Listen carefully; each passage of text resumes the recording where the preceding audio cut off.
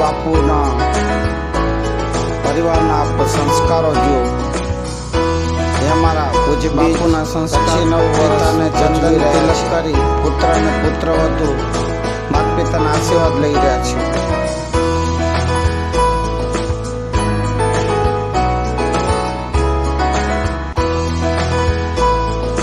અશોક મહેશ્વરીના પત્ની આજે લગી રહ્યા છે.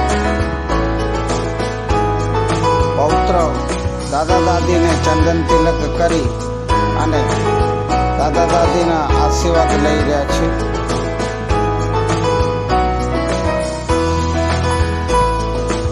અમે અરે મહેશ્વરી સમાજમાં નિયાણીને પગે લાગીએ, અમે પગે લગાડીએ નહીં તો નિયાણીને પણ અમે પગે લાગી રહ્યા છીએ ચંદન તિલક કરી અને પુત્ર અને પુત્રવધુને ચંદન તિલક